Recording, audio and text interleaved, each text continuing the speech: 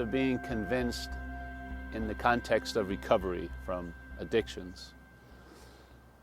Well, if the ability to be convinced isn't there, then it's going to take a whole lot of convincing.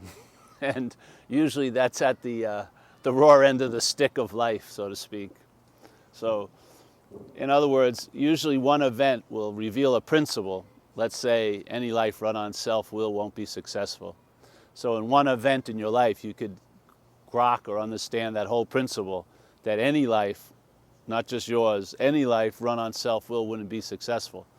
Yet, in most cases, there's a denial in place.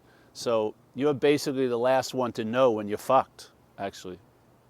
Yeah. So without the ability to be convinced, which is framed in the first step of recovery, which is, I was powerless over alcohol and my life became unmanageable. Now, when you hear that I admit that I was powerless over alcohol and my life became unmanageable, it sounds like the unmanageability was caused by the drinking and using. Yeah, it sort of sounds like a cause and effect. The uncontrolled drinking caused my life to become unmanageable. That's how it will look.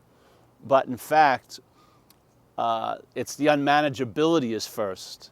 And actually, the mental conditions solution to the irritability, restlessness, and general unease that alcoholism produces was to drink. It was its first solution to alcoholism. And so it actually produced a relief from alcoholism temporarily, but then that solution, the drinking, caused a myriad of other problems, yes? So in a sense, the idea of being convinced really, to me, really is locked into the idea of not being managerial quality. Not being like the navigator of one's life, not being the final say in any situation in my life.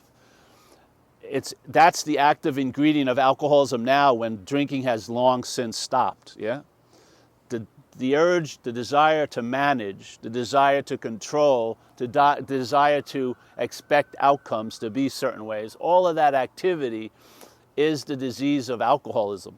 Yeah. Rooted in the identification as being a self. Once the identification as being a self is locked in, all these behavioral modalities become dominant, and they produce their own effects, which causes desires to get relief, which produces other addictions. Yeah. So I would say the original addiction is the addiction to self, and then without that being addressed, that non-addressing of that, or addressing it with relief, not from it, but for it, that produces all the other addictions, yeah? So, convinced. So, at a point when you're convinced, then an experience, let's say, of what we call surrender in recovery can turn into surrendered, yes?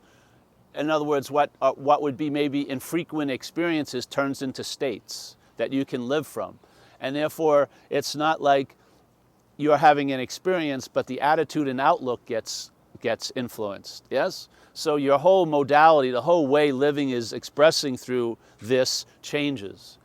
And I think it's rooted on the ability to be convinced that any life run on self will not be successful, that self is what has defeated us, so on and so forth.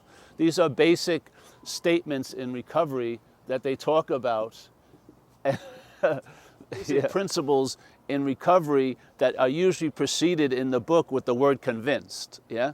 So there's many points in the big book of recovery that they use the word convinced. So when you're convinced of this, then we'll move on to the next idea, and then that may happen. Yes.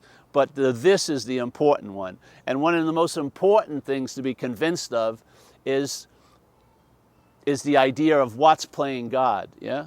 Because it says in the main principle of recovery is to turn your will and your life over to the care of something greater than self, yes?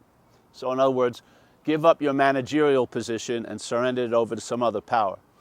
But it's preceded with a statement, to me, which is the biggest unspoken step of recovery, which is you have the first requirement of the whole how and why of this main principle is to stop playing God. To quit playing God.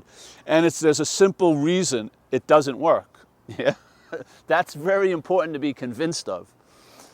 When you really are convinced, and the convincing goes farther than just being convinced you have to quit playing God, it's realizing you're not what plays God. That's how you get to the point of quote unquote quitting playing God, because you would be playing God to quit playing God. Yeah? And so on and so forth. You can never get out of it. You know, you'd quit playing God, you'd try to quit playing God, that would be playing God. You'd try to quit playing God, that would be playing God. Yeah? You can never get behind the playing God. But if you're not that which plays God, that's what I would call quit playing God. At that point, something else starts getting relied on other than your self-centeredness, yes, as your navigational directive. And then life starts informing you in different ways, which thoroughly convinces you of what you've been entertaining. Yeah. So that's the idea of being convinced to me.